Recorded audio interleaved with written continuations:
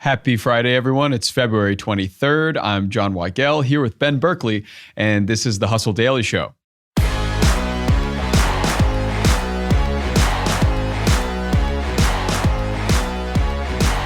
Today, we're summing up this week in 4 ridiculous stories. There's some updates about our favorite celebrities, Salt Bae and Machine Gun Kelly, as well as Spirit Airlines creating a Nintendo plane and a middle school out in Tallahassee gaining an esports lab worth over $500,000.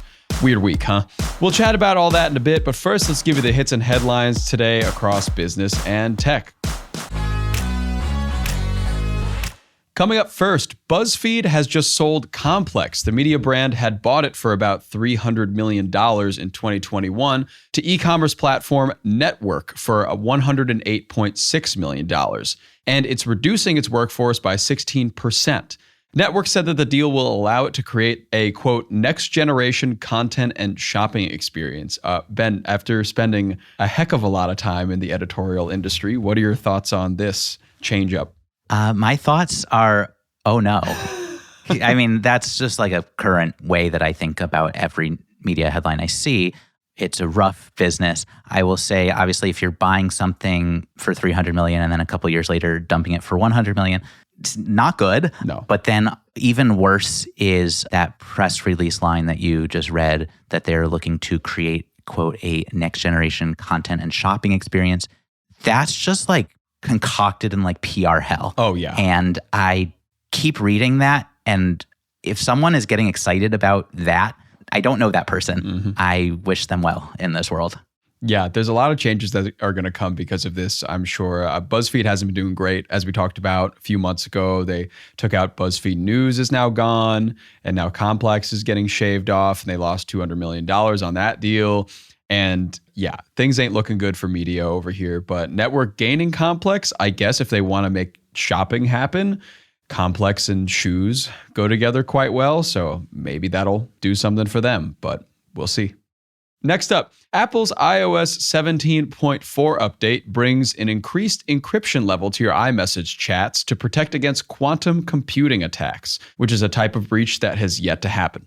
Next, AT&T customers across the country experienced internet and cellular outages on Thursday, with 71,000 issues reported by 8 a.m. according to the tracking site Down Detector. Some Verizon and T-Mobile users were also impacted. Ben, what do you make of this service outage? As someone who has been an AT&T customer for well over a decade, a cellular outage, I don't know if that's news. That's just kind of like a day of the week.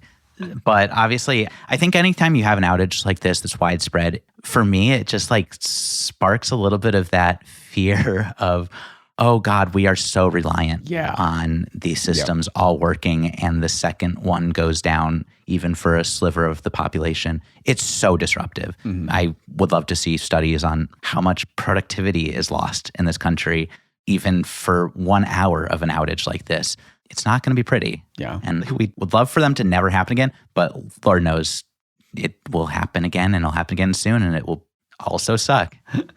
Next up, Google paused Gemini's text-to-image generator after the AI tool began producing historically inaccurate images of Black Vikings and Nazi soldiers.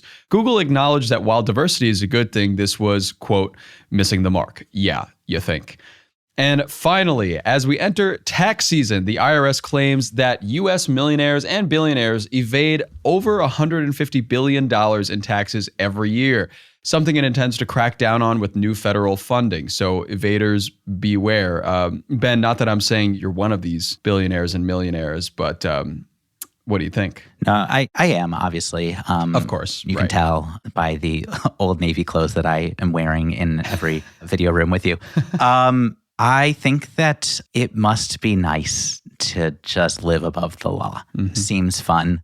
I can't imagine evading $1 in taxes without having crippling anxiety about that and the consequences it would bring down upon me. I guess we'll maybe see if consequences actually follow. It feels really easy to be jaded about that because consequences so rarely are felt by the top 1%. Absolutely. And on to the main story today. So we're doing something a bit unorthodox this Friday. We're rounding up a bunch of stories in our main segment. These stories come from far and wide and only have in common that they're all, without a doubt, kind of weird. Ben, let's start with Salt Bay's restaurant drama. And I know Salt Bay quite well, being Turkish myself, and he's kind of an icon over there whenever I go, and he's got a bunch of restaurants, but sounds like everybody's not exactly enjoying their time at Salt Bay's restaurants nowadays.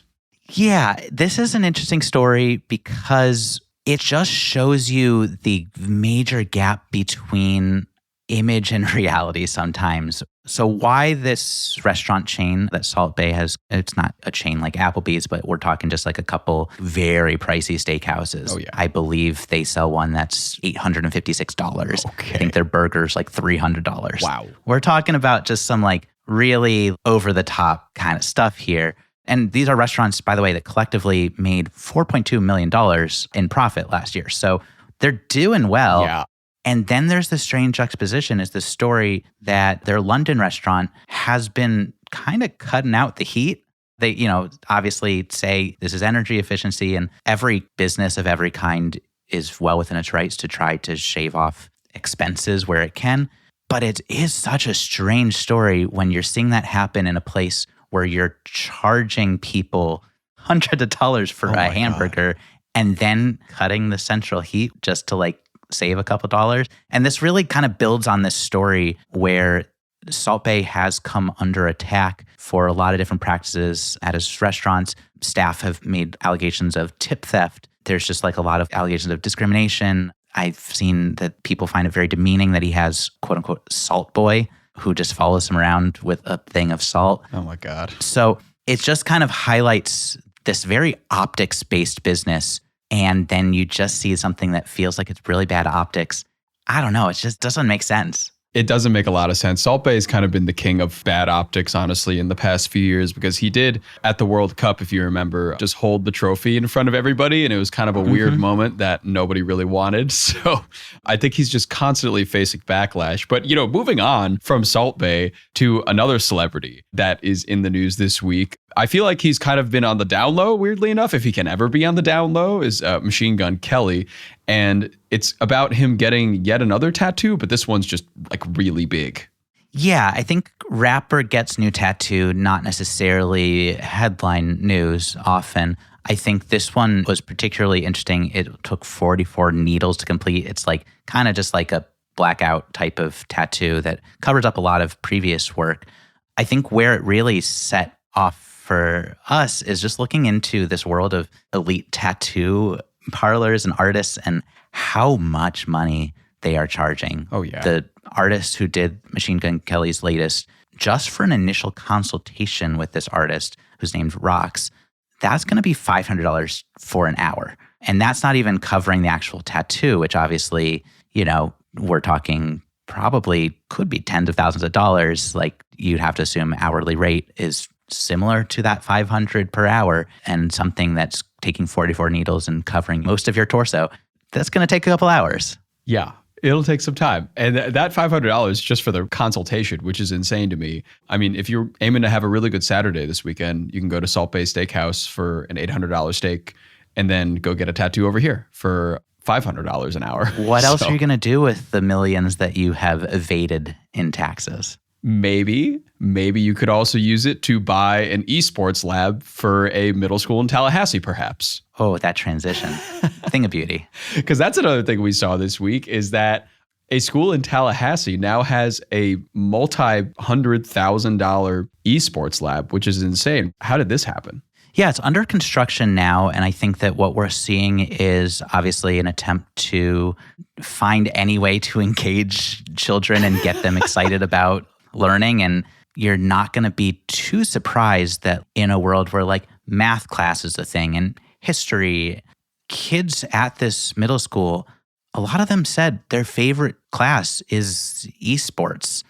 I guess it would probably be mine too. Probably. And so this school is really investing in this. They've got funding. They are currently constructing this esports palace. We're talking a 100-inch flat screen TV and 2 PlayStation 5s and $50,000 worth of gamer chairs.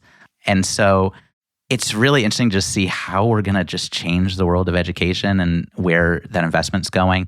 Theoretically, this is like from a district capital improvement fund. So this is going to be probably property tax money going toward this. Are older people in Florida going to end up being okay with this? I'm not really, wouldn't be too positive about that. Probably not. But hey, I guess we got to try to keep kids interested in going to school every day. And if this is what does it, sure. Let's spend $500,000 on an esports lab.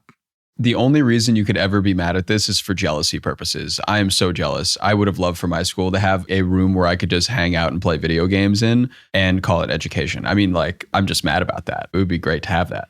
Yeah, it feels like I would have been happier. Would I have learned as much?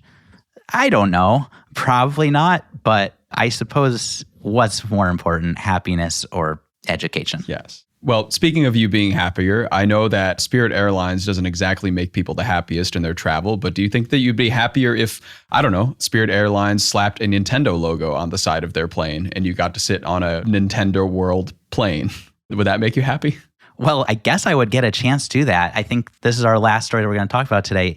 You know, in the world of brand partnerships, I guess this actually relatively makes sense that you would have an airline and a theme park team up. Sure. But Spirit and Universal Studios Hollywood are promoting Super Nintendo World. And we see this press release and it's like, there's this really cool first ever Super Nintendo plane. And then you look at it and it's just like they just put on a Mario decal on a really normal plane.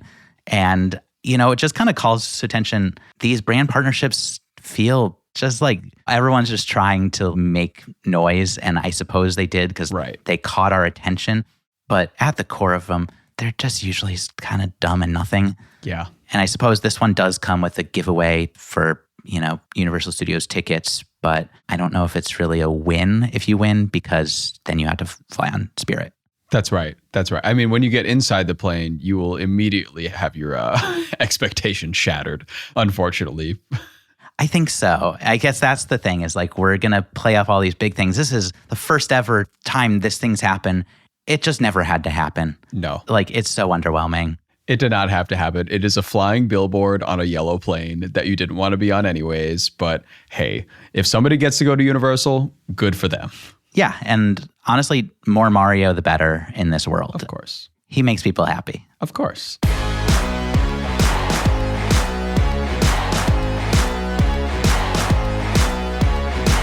All right, and that'll do it for our roundup today. Thanks for tuning in to the Hustle Daily Show. We're a proud part of the HubSpot Podcast Network. Our editor today is Robert Hartwig, and our executive producer is Darren Clark. We've got a lot more tech and business coverage in our newsletter. If you're not subscribed, go get yourself signed up at thehustle.co/email, and we'll see you next week. Have a good weekend.